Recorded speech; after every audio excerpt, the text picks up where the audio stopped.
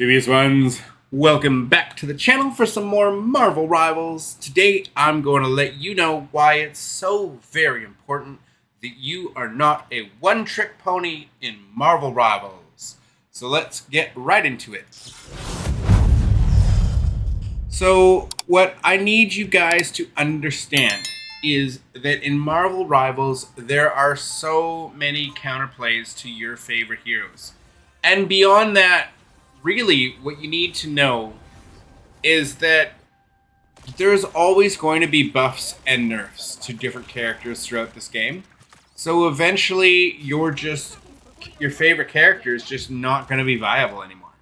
So the more you stick to one player and you force yourself into a box, the less you're going to be successful in this game as time goes on. Now, right now, we're in Season 2. As you can see on screen right now, I'm watching some gameplay of my main, Star-Lord, who I'm about to hit Lord with myself, but he did get nerfed in this most recent patch in Season 2, where his E ability, which is very, very effective, getting his ult faster with the more enemies you're able to hit, the more ultimate you get.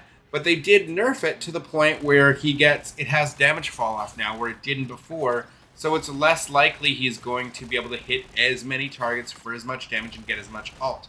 So that's not saying Star-Lord's not viable, because he very much is, and he's still one of my favorite characters today. But the reason for this video is because you guys need to learn that there's going to be amazing counterplays. Now, when you're playing a character like Star-Lord, you have to know his pros and his cons. What is he good at? And you have to think this about your main, about your favorite character. What are they good at? What are they not good at? What are their weaknesses? And how can I find someone who's an alternate solution if the enemy team is counterplaying my favorite hero? So for me, Star-Lord being my main, I know his strengths. I know that I'm going to be strongest against other flying characters. So you see a Storm there.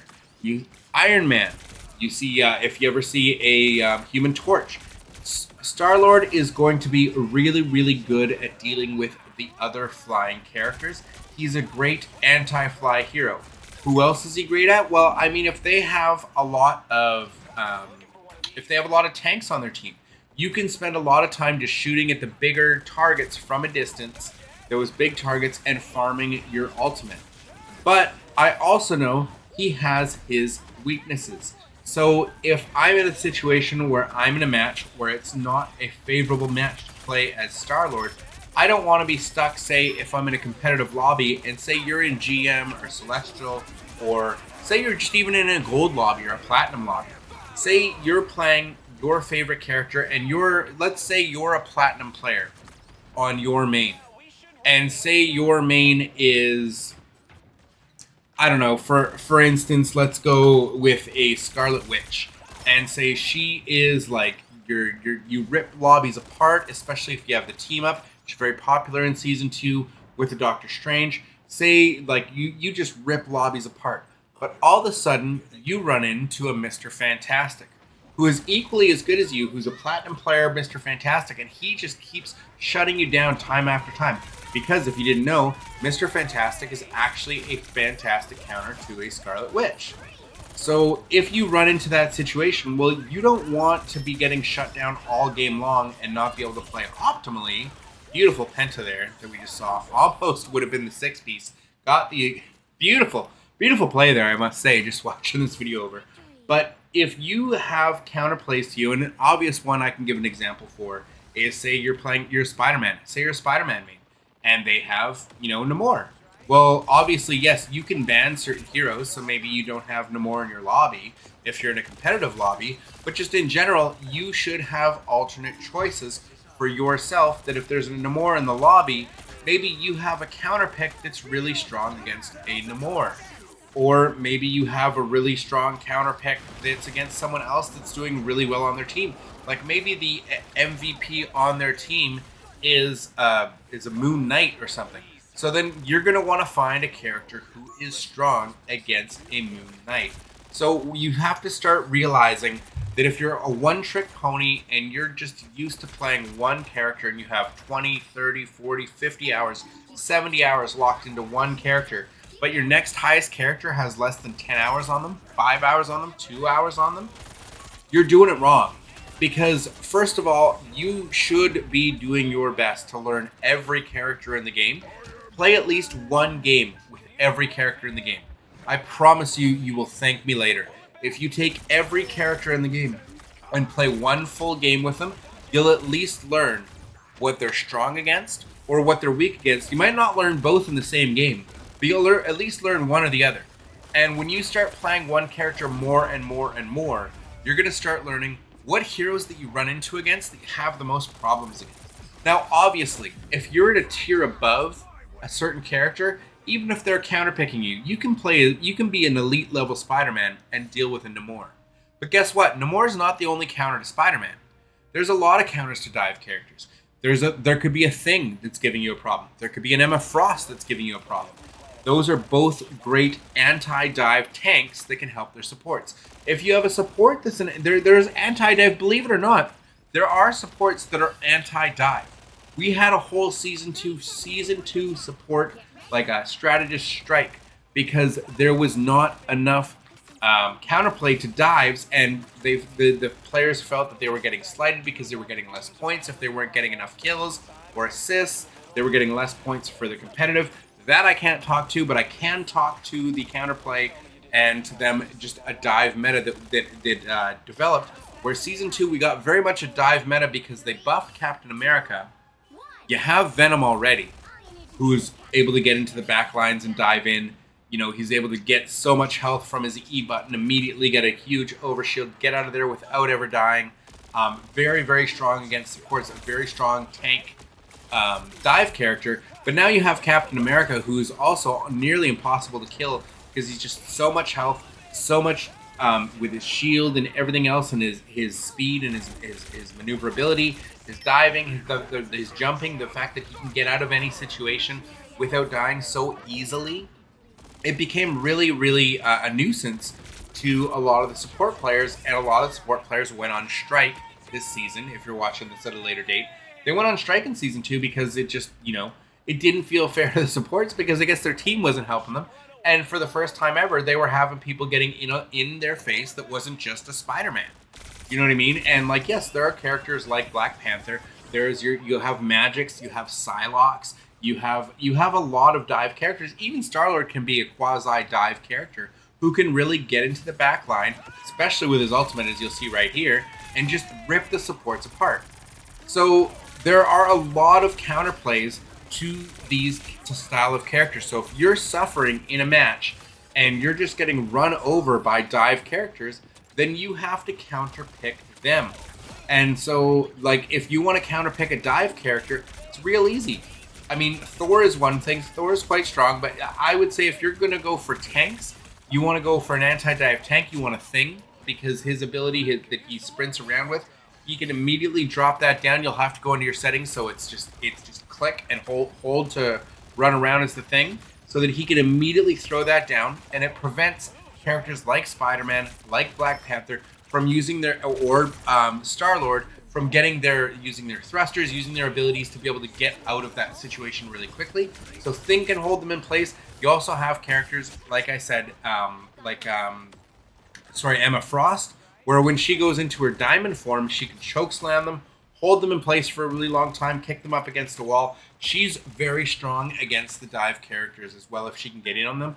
I prefer the Thing myself, but you also have quasi-dive tanks as well, like quasi-dive characters like a Hulk, for instance, who can jump in and out of scenarios. So the dive meta has become a very, very strong thing. So it's important to know the anti-dive heroes. And like I said, it's not just Namor anymore. The answer to all dive is not Namor. Yes, he's one, but he'll probably get banned in a lot of your scenarios, so you need to know your other options that you have as an anti-dive. And not every character is designed the same. Some characters will have options that can help against dive characters, but they're not necessarily an anti-dive. So for examples for strategists that I would suggest you use if you're a support player, if you're suffering to this dive meta this huge dive meta that we have right now, I would suggest a Loki, where his E ability, or if you're on controller, his ability to throw that green pillar up that can survive like an Iron Man ult. It can survive every ult in the game, basically, and dive characters. You just have to be aware if you're now playing them and you're against dive characters, you have to realize that now you're going to have to be very, because of the cooldown is quite a long time on that ability, you have to realize you might have to hold on to it, not just for survival, but to wait for that dive character, be it a Spider-Man, be it a Black Panther, be it a Magic, be it a Psylocke, be it a whoever's coming at your back line, an Iron Fist, whoever it is that's attacking your back line, you have to have it laying in wait, and you have to be able to pocket it. But the players who are good at support, good support Loki is one of the most frustrating to deal with in the game if you're playing a dive character. There are other supports have different options. Cloak and Dagger obviously has their healing bubble that can help, and if you have your team turn around fast enough, you can survive the dive characters and fend them off and take them down. And like everybody kind of has something. Rocket can kind of try and sprint away and get away. Certain dive characters, that's not going to work, so he isn't necessarily the strongest in that situation. Jeff, obviously, you can swim away. Not always necessarily the strongest against all dive characters, so it is character specific in who you're using. But I would definitely say Loki is one of the strongest supports against all dive characters. Obviously, if you're on a Luna Snow or if you're on a Mantis, you have your sleep and your freeze. But again, that's going to require you being good enough to be able to hit those abilities because you really only have one shot at it. And if you miss, you're kind of screwed. Whereas even if you hit it on a Venom or a Captain America, they're probably just going to be able to get away from the fight, not die anyways, and get out of there. Which is why I like some of the anti-dive tanks. Like, that's why I'm really cozying up to someone like the Thing this season. But again, I don't want to just talk about dive characters or tanks. I'm saying in general, you need to start learning the counterplays to your favorite character. If your favorite character is a Penny Parker, then you have to realize that what is Penny Parker weak to? Well, Penny Parker is very weak to someone like obviously like a Punisher or a Star-Lord. You can shoot out the Spider Nest, but someone she's even weaker to is like the flying characters who can get an angle on her. So if you have a Storm, or if you have the Human Torch, or if you have an Iron Man pelting at your Spider Nest, that's going to be a really big problem for you to deal with. So maybe you're going to have to switch off your Penny. It's really a matter of being able to counterplay the other team and often seeing who is the biggest pest on the enemy team. If the biggest pest to you on the enemy team is a flyer, like if it's an Iron Man or a Storm or a Human Torch, then maybe someone on your team is going to have to switch. Scarlet Witch is quite good against flying characters, but for me, Star-Lord, he's my man. The fact that we are going to get buffs and nerfs season after season is that I'm not going to be able to give you an answer as far as a counterplay to each character, because the counterplay to a certain character right now might be different in Season 3 or Season 4. Right now we're in Season 2, and already they buffed Iron Man and the Human Torch. So with the Human Torch, when he dives to the ground, he now gets an overshield. And when Iron Man pops his ability to make his all his abilities stronger, like that one ability, when he uses that, it gives him now an overshield. So as Star-Lord, I can't just pop up to him, hit my E ability, shoot him a couple times, and he's dead, because now, because of that overshield, I have to bait him out to use that ability to get rid of his overshield. So once that's gone, then I can go in, hit my E button, and then go in and finish him off with a couple extra shots. Do you know what I mean? So each season, the answer is going to be a little bit different, potentially. But you do have to realize that right now, like, Groot is a very, very strong tank. But there are counterplays to him. Flying characters are a very good counter to a Groot. So a Storm, a Human Torch, and Iron Man, whatever flying characters we get in the future. But right now, Groot is a very, very strong tank. For support characters, there are people who are good against certain supports and bad against others. And that's just going to be the same thing for your duelist and whoever your favorite is. If your favorite is Invisible Woman, just realize that there's going to be a counterpick. You know what I mean? Like, Psylocke is an excellent dive character, but she's not the be-all, end-all. There's a lot of abilities, like Invisible Woman has the double jump out. She can get out, she can get... And also, you have to realize skill levels. if you're a diamond player and you're playing against a bronze level player, it doesn't matter if you have the perfect counter character. Like, you can be playing Scarlet Witch as a diamond player, and the bronze player plays a Mr. Fantastic, but you're still able to outclass them and have no problems with them whatsoever. And that's just a skill difference, and that's just going to be a thing. But as you can see, like, the benefits to Namor with the Hulk team up instead of the old Luna Snow team up, Namor's really, really strong, period. But there are counter plays to him. But he is your counter to characters like a Venom, or a Spider-Man, or your dive characters, because his turrets are able to shoot them down. Whereas next season, maybe they nerf him and maybe he's not very good. So you need to learn more than one counter.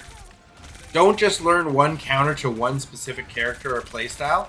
This is why I think it's really important for everybody to really start learning all the characters, even just a little bit.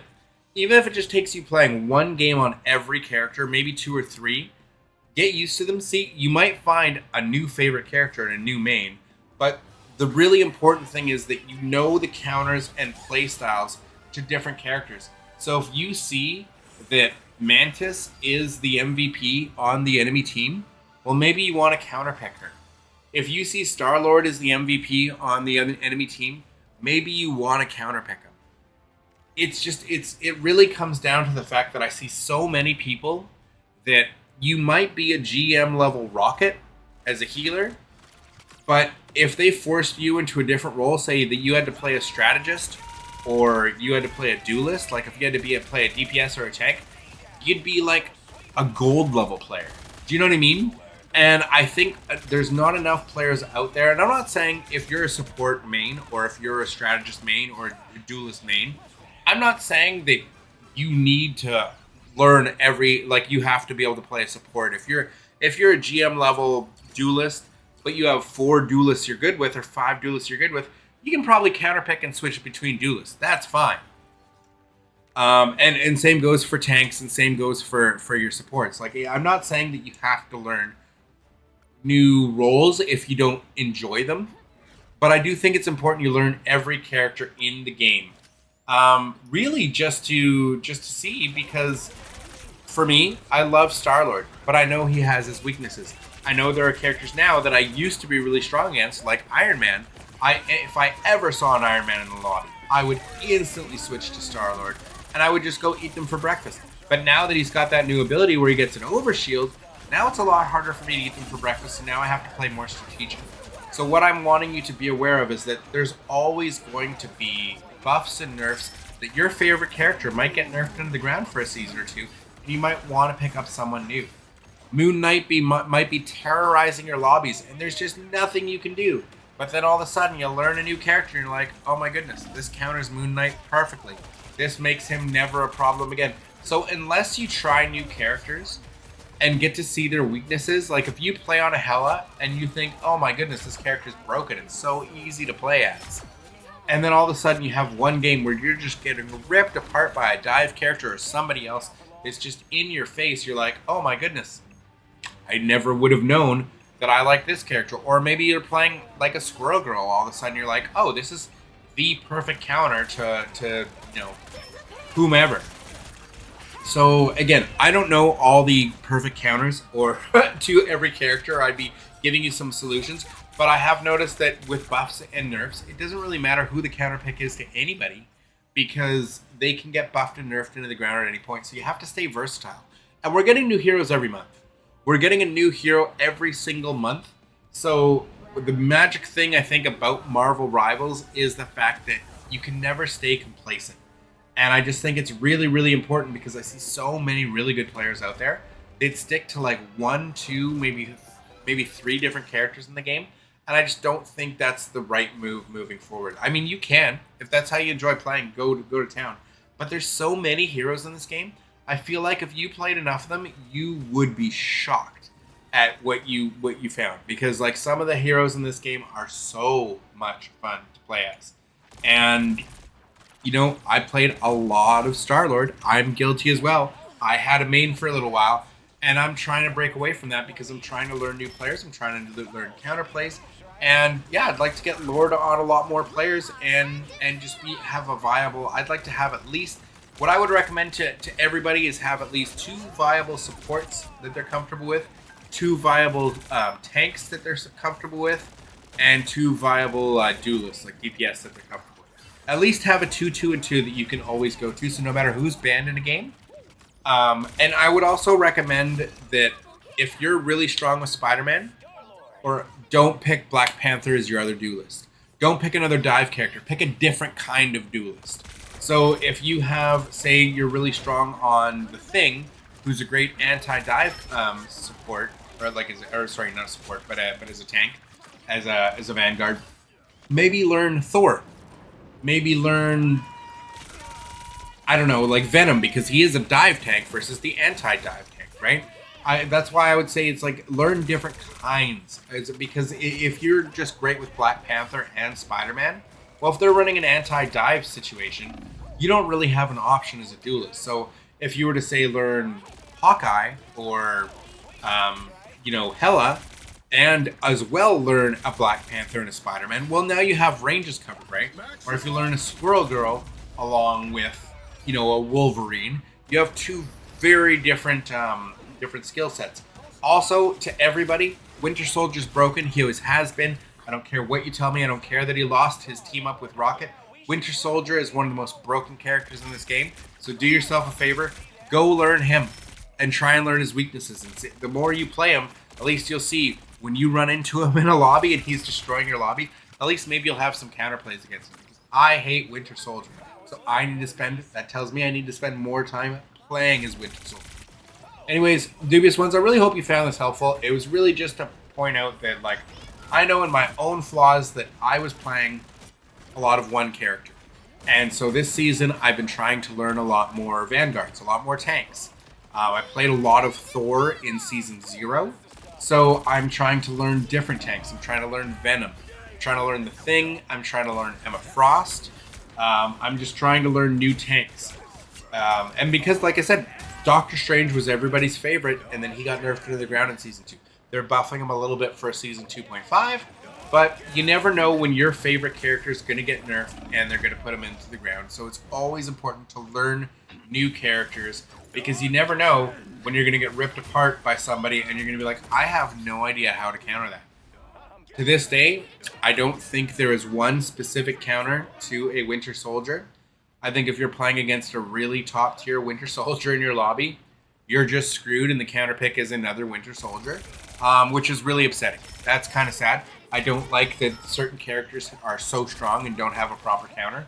Whereas, like, if you have a Punisher, I mean, a Black Panther is a pretty solid counter to a Punisher. If you're a really good Iron Man or a Storm, a Star-Lord's a really good counter to you. Like, if you're a Spider-Man, a Namor, obviously, or even a Thing or an Emma Frost are good counters to you, or the same thing against the Black Panther. They're great anti-dive heroes. Loki is a great support anti-dive character. So, like, a lot of characters have a number of solutions, whereas I find I don't have, and if you please leave me in the comments down below, if you have a go-to, what is your go-to anti-Winter Soldier? Because even without the Rocket team up, I've seen less of them this season since the Rocket team-up went away. But my goodness, Bucky, Winter Soldier, very, very strong and annoying character to deal with. But yeah, I would just like to know your feedback. Leave it in the comments down below. Dubious Ones, I appreciate you all for watching. And until the next one, thank you so much. And I will see you later. Peace.